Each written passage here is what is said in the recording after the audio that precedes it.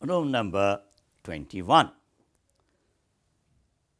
Noon Sakinah and Tanwin are assimilated with the letter of al-Idgham by making ghunnah, a nasalization, if the word ends either with Noon Sakinah or Tanwin and the next word begins with one of the four letters of al-Idgham, Ya, Mim, Waw and Noon.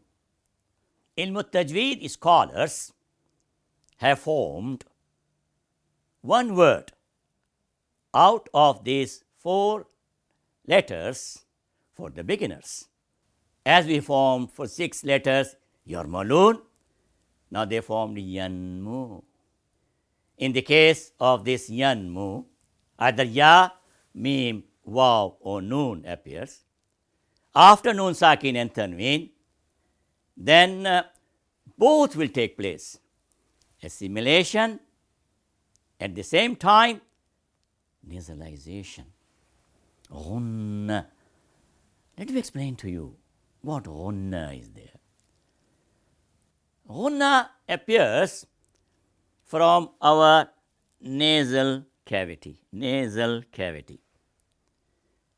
And this from nasal cavity, a rhythmic sound appears. Now, for example, if I compress my nostrils here,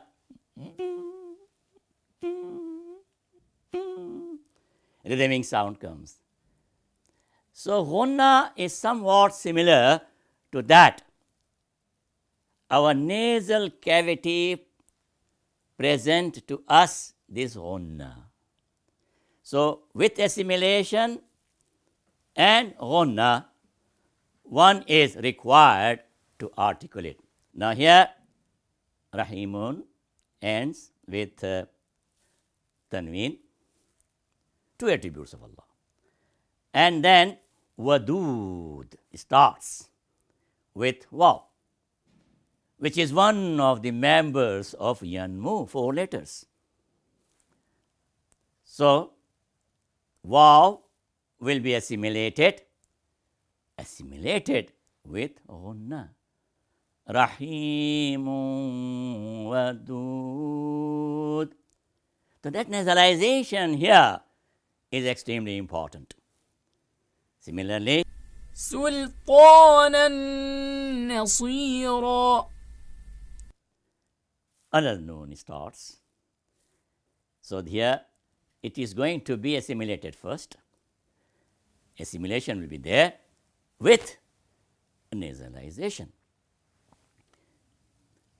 Probably this is the first attempt of its kind in the world for composition of a manual on al-Tajwid, in which we try to put equal emphasis on both theory and practice. Generally, if you pick up any manual which teaches al-Tajwid, only 1 or 2 examples are provided. Alhamdulillah, we have made an attempt to provide you as many examples as possible. 1019 examples are provided, and at the end of the book you will find the references given, so that when you wish to know the translation of what you have recited, it is possible to find the translation. من يقول ومن يضلل الله ومن يفعل يومئذ يصدر الناس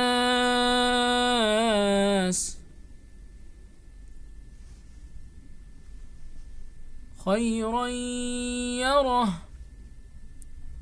من ناصرين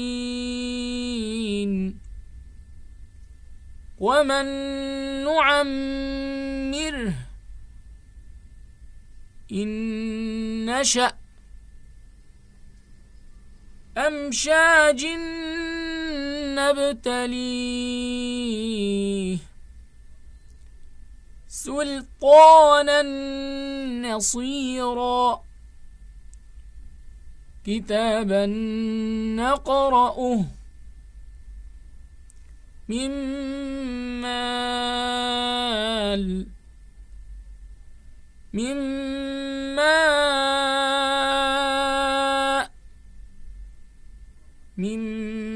ملجأ صراطا مستقيما عذاب مهين سرر مرفوعة أجل مسمى من ولي ورعد وبرق جنات وعيون صيحة واحدة قائم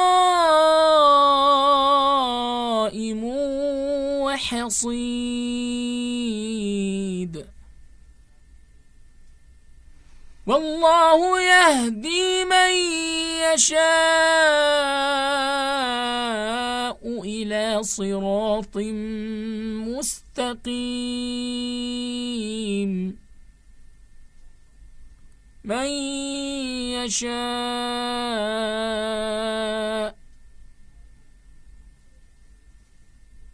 ربكم أعلم بكم إن يشأ يرحمكم أو إن يشأ يعذبكم إن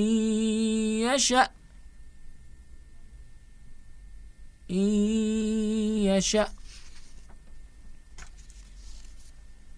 وجاء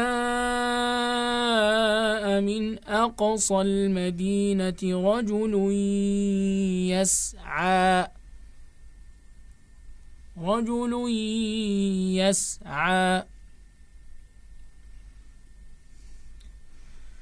لتنذر قوما ما أتاهم من نذير من قبلك لعلهم يتذكرون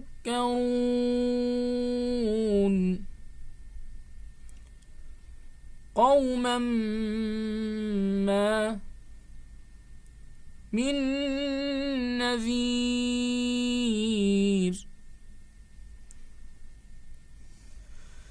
قال أما من ظلم فسوف نعذبه ثم يرد إلى ربه فيعذبه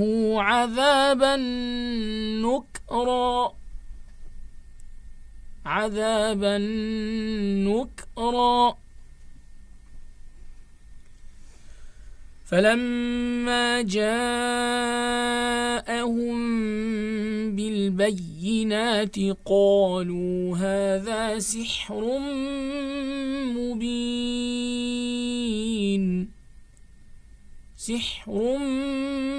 مبين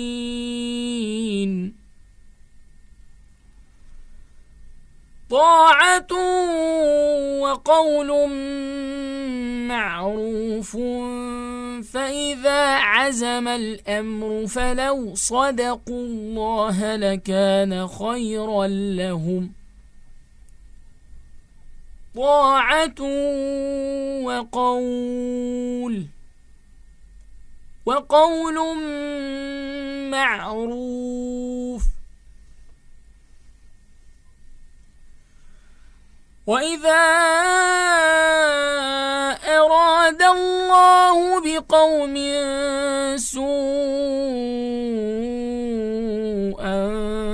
فلا مرد له وما لهم من دونه من وال من وال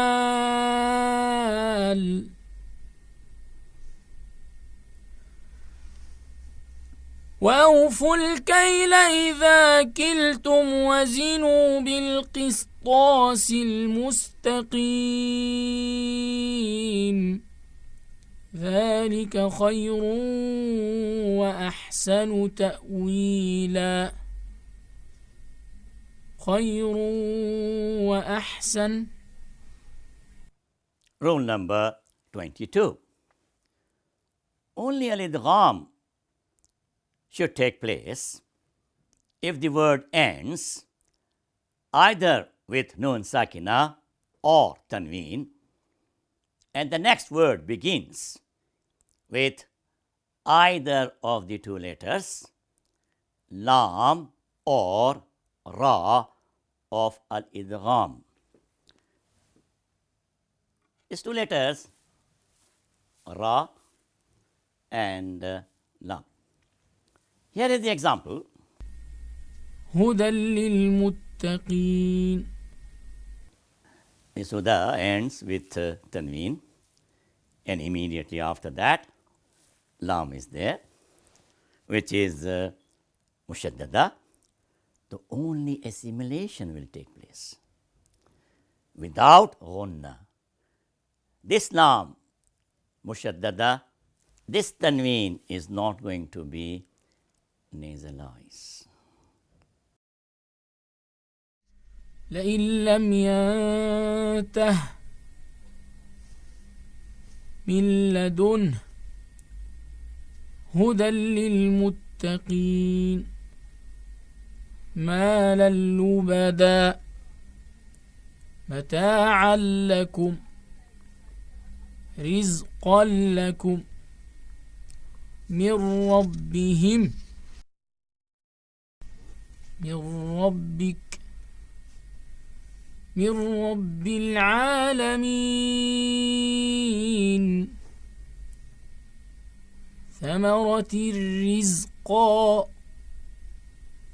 في عيشة راضية أيحسب أن لم يره أحد أن لم قل إني أمرت أن أعبد الله مخلصا له الدين مخلصا له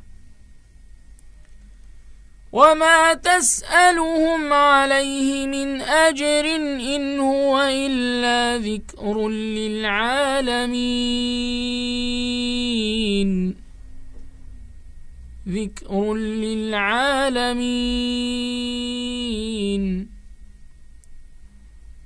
إن ربهم بهم يومئذ لخبير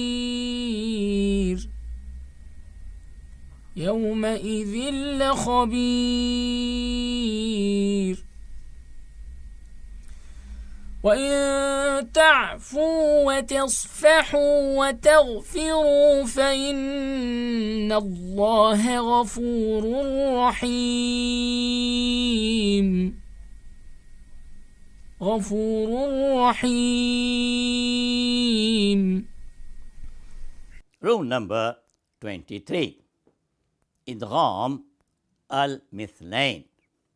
The assimilation of the same kind takes place if either in a word one letter is Sakinah and the same letter succeeds it, or word ends with a letter which is Sakinah and the next word begins with the same letter. We have an example here. واذكر ربك.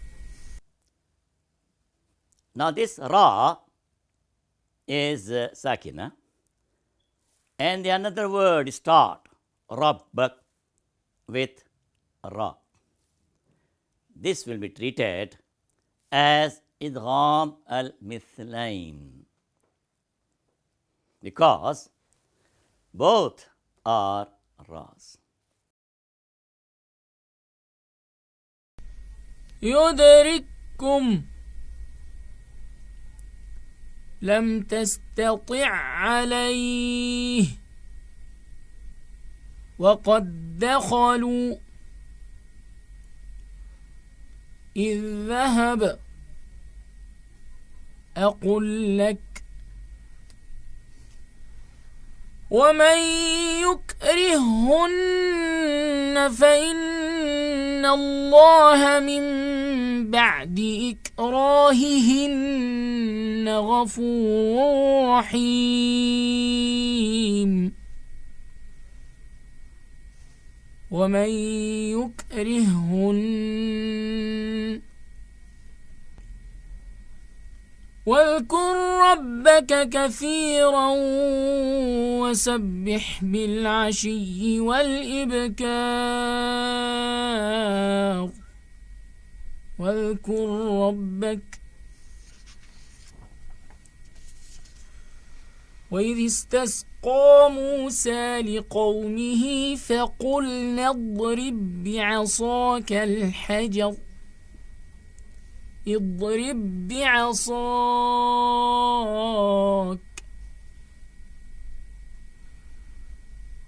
فلا يسرف في القتل إنه كان منصورا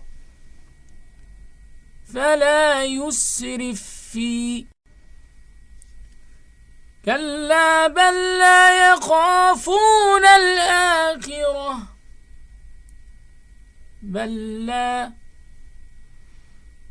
واضرب لهم مثلا رجلين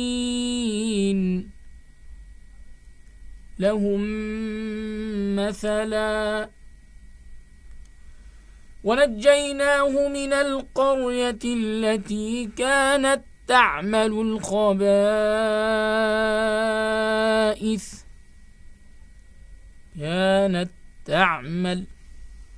Rule number 24. Idgham al-Mutajanisayn. The assimilation of the related kind will take place if in a word either a letter is Sakinah, another letter of the same point of articulation succeeds it, or a word ends with a letter which is Sakinah and the next word begins with another letter which has the same point of articulation. Here we have an example.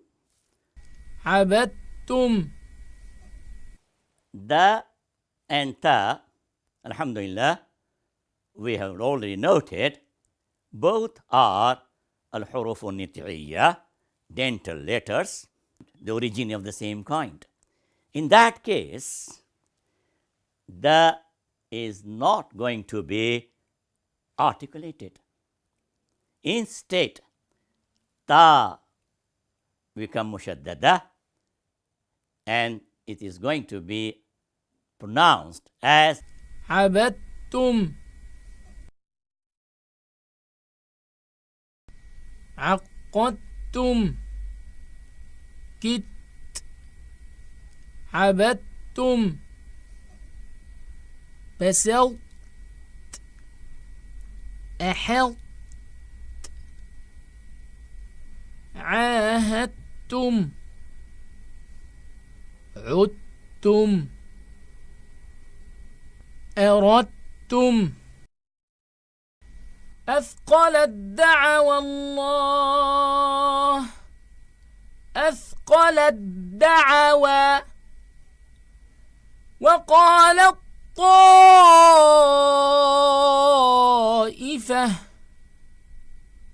ودت طائفة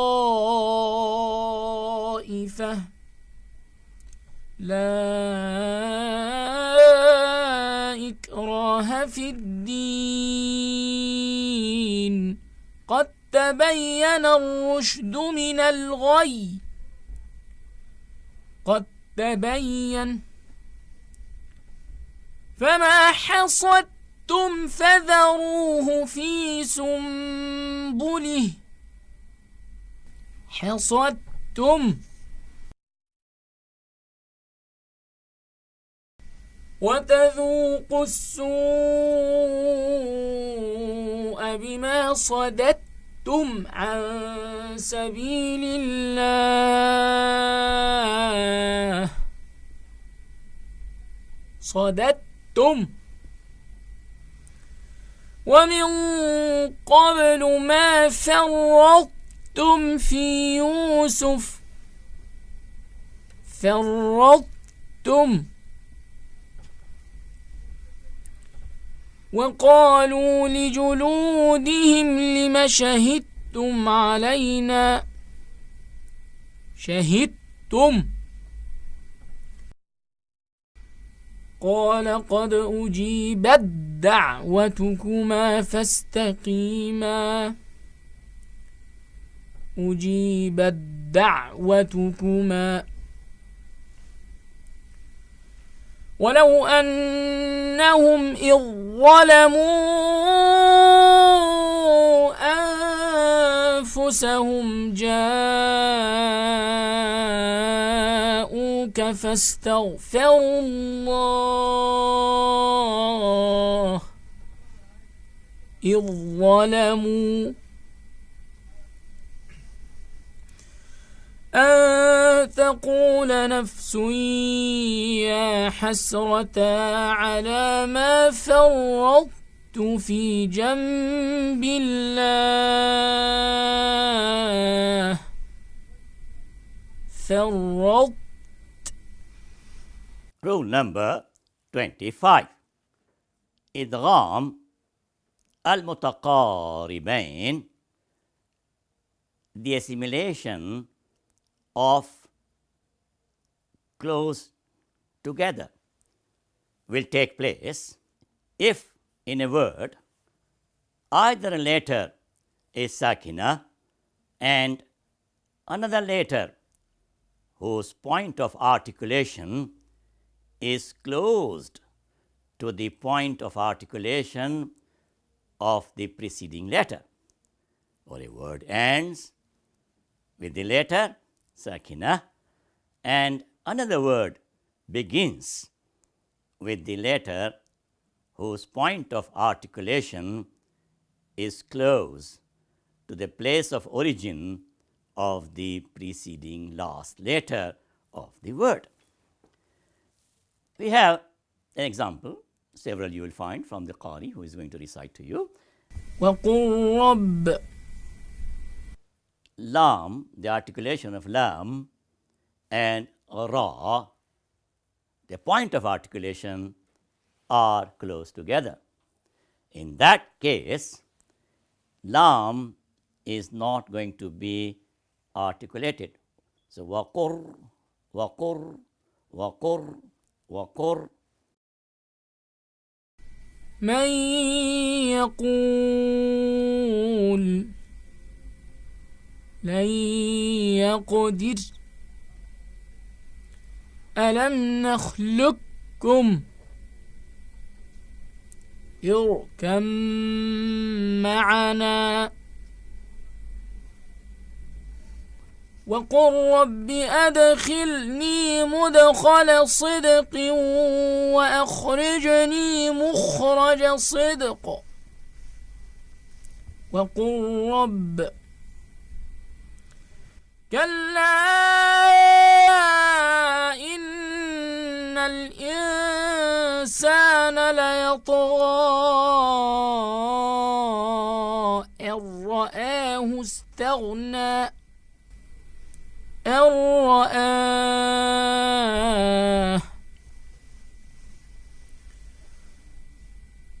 قال فمن ربكما يا موسى فمن ربكما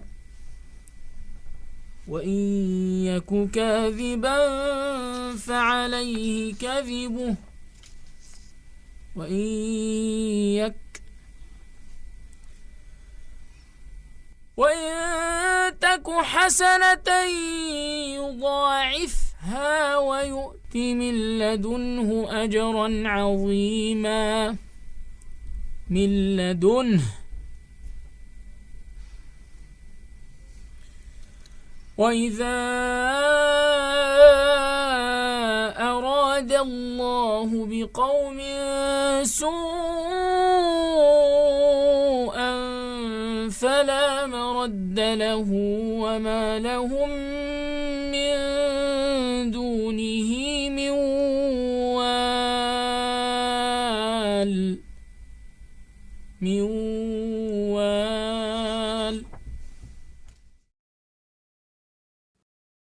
اللهم صل على نبي الرحمة وسلم. O Allah, let the world witness peace, justice, human dignity, freedom, unity, and prosperity.